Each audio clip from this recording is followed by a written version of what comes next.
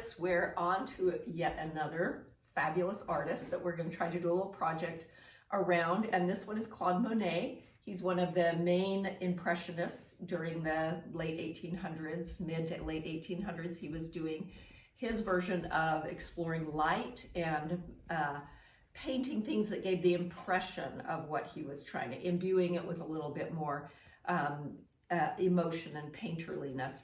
So all of the rules still apply with composition and with values and things that we always talk about, but I thought we'd explore kind of his water lilies. He was one that was really interested in, you know, things look very dreamy and very light and dark.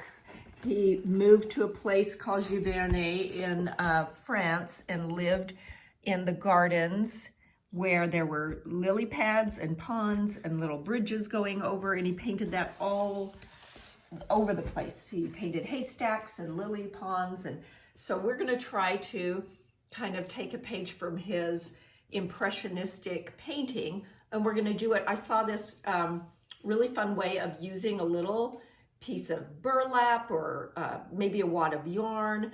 I've seen it with an actual flower, but we're in the middle of winter, so I couldn't get an actual flower. But you take your thing, and I've kind of tried it, and you lay out your colors, and these are my lily colors, what flower colors they're gonna be. And you kind of poke it with whatever you've got, whether it's yarn or feathers, or I want kind of a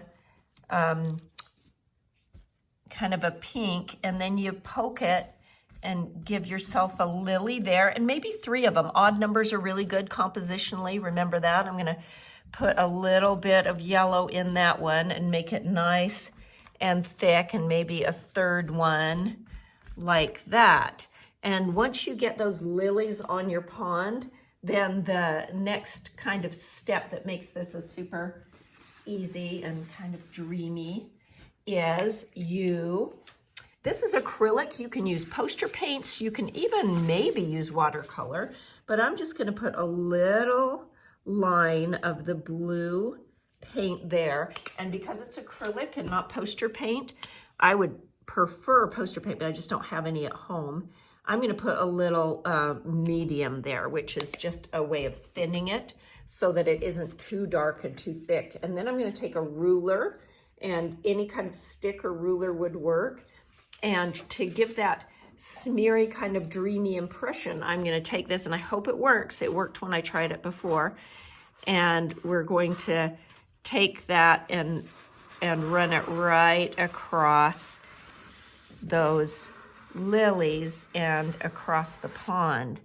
See how that kind of is cool. And I just went back because I didn't like how it kind of faded out on the top and maybe on the bottom, and giving it a little dreamy impression of the water lilies. So that's kind of a fun, really quick way of exploring the water lilies. I did it earlier to try it out, and it turned out just a little bit different. Every time you try it, it'll turn out a little bit different, and it does give you the impression of a beautiful pond with water lilies floating on top.